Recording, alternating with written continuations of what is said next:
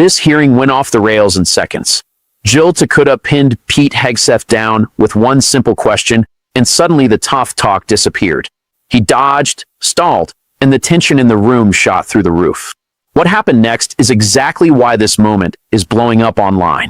Here now recognizes the gentlelady from Hawaii, Ms. Tokuda. Thank you, Mr. Chair, and I agree we've had many performances today, but what we'd like is some answers. Mr. Secretary, did you invite Elon Musk for a briefing on war plans with China to the Pentagon? Yes or no is simple.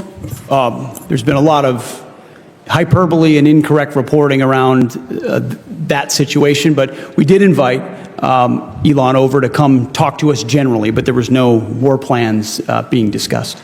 Okay, so whose idea was it to invite him to the Pentagon for a briefing? You mentioned you served at the pleasure of the president.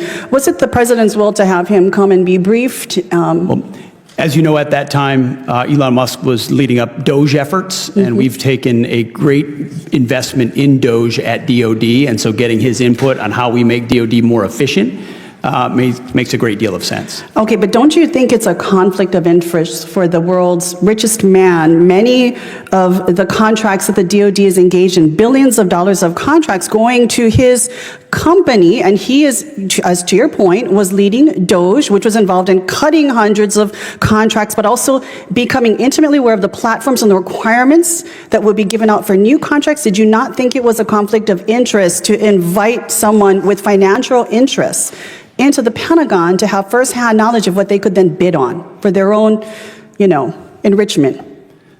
Ma'am, it was just an informal discussion, but I'll tell you, anyone that knows our Defense Department knows we show no preference to any company other than what your capabilities are, and we're grateful for the places where his companies benefit our national defense. So for a $280 million donation, the world's richest man with companies intimately linked and involved in billion-dollar contracts with the Department of Defense gained access into the Pentagon. So would you say that any company right now that has multi-billion-dollar contracts with the Department of Defense has access to the Pentagon right now? 1-hour briefings with you personally? On the regular I think basis, the answer I is meet with many people and many different companies and many different aspects of our defense industrial base to ensure we have the best possible capabilities. It would be imprudent to do Well, I'm otherwise. sure for an investment of $280 million, Elon's investors are quite happy that it's come out into the billions. I want to jump questions right now. Mr. Secretary, on January 6, 2021, rioters and looters attacked federal law enforcement officials, vandalized and destroyed federal government property, and caused an estimated $2.7 billion in damages right here at the Capitol. Would you have sent the National Guard and the Marines in on that day?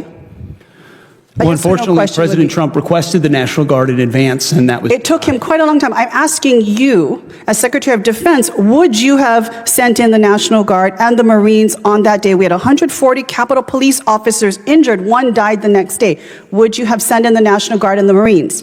As I said, President Trump directed National Guard to be there in advance. And I think you can look at the record of how long it actually took for him to actually send them in. But it's good to hear that it sounds like you would have sent in the National Guard and the Marines on that day in which the insurrection was taking place right here at the Capitol. Mr. Secretary, during your confirmation hearing, you failed to deny the conclusion that you would carry out an order to shoot protesters in the legs. So let me be direct. Given what we are seeing across the country right now, would you carry out or issue an order by the president for our military to fire upon protesters actively engaging in their civil right to exercise free speech, their First Amendment rights? Would you give that order from the president? I assume you're insinuating what's going on in Los Angeles, and I wouldn't call Not just that a Los Angeles. protest. If we take a look at protests throughout the country, it's a simple question. If directed by the president, would you order our military to fire upon protesters? Simple yes or no. Ma'am, we have, as you know, and as this committee knows, we have standard rules of engagement that are in place that give guidance to our troops, and they abide by them. I'm asking what you would do. Again, you said you serve at the pleasure of the president. Is that not true? I do serve at the So if the president told you to shoot people in the legs, would you do so? Now, you failed to answer this question as well in your confirmation hearing when asked by members of the Senate. Because I refuse to accept a false hypothetical that's attempting to put me in a corner and make it look like a representative. At a time when we have more Marines and National Guard in Los Angeles than we do in Syria and Iran alone, I don't think this is a hypothetical. This is an actual situation that we are dealing with right now. So again, I will ask the question, the last 14 seconds I have, would you order our military to shoot at their fellow countrymen if ordered by the president? I think it's interesting that for 4 years, insurrection was the left's favorite I think we know your word, answer. Thank you, Mr. and that Chair. I when yield it's back. invoked in L.A., they were Gentlelady yields back. Gentlelady's time's expired. What unfolded in that congressional hearing was more than just a heated exchange. It was a revealing moment about Pete Hegseth's approach to leadership, accountability, and the immense responsibility that comes with overseeing the U.S. military. Representative Jill Tokuda's questioning cut through the usual political theater and focused on a simple but profoundly important issue: whether a defense secretary would clearly reject the use of military force against American civilians exercising their constitutional rights. Instead of answering that question directly, Hegseth repeatedly sidestepped it, offering vague references to rules of engagement and hypothetical scenarios rather than providing the straightforward reassurance the public deserves. That reluctance alone is troubling. The Secretary of Defense is not merely another political figure. The role carries the obligation to safeguard both national security and the constitutional values that define the United States. When asked whether troops should ever be ordered to fire on protesters or people engaged in First Amendment activity, the answer should be immediate and unequivocal. The fact that Hegseth appeared unwilling to give such a clear response raises legitimate concerns about his judgment and his willingness to place legal and constitutional limits on presidential power. Tokuda's persistence exposed how thin Hegseth's explanations seemed under scrutiny.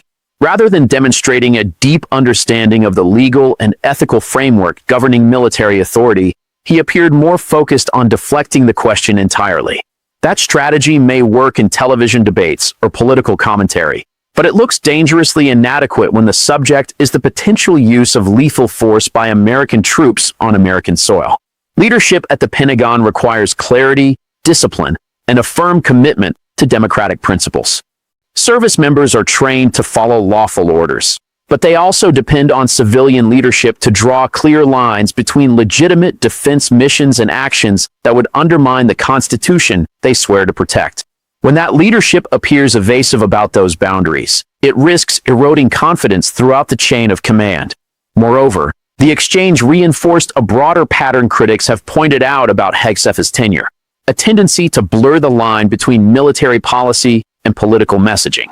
The armed forces must remain professional and apolitical, focused on defending the nation rather than becoming instruments in domestic political conflicts. Tokuda's questioning served as a reminder that safeguarding that principle is one of the most important responsibilities of the Secretary of Defense.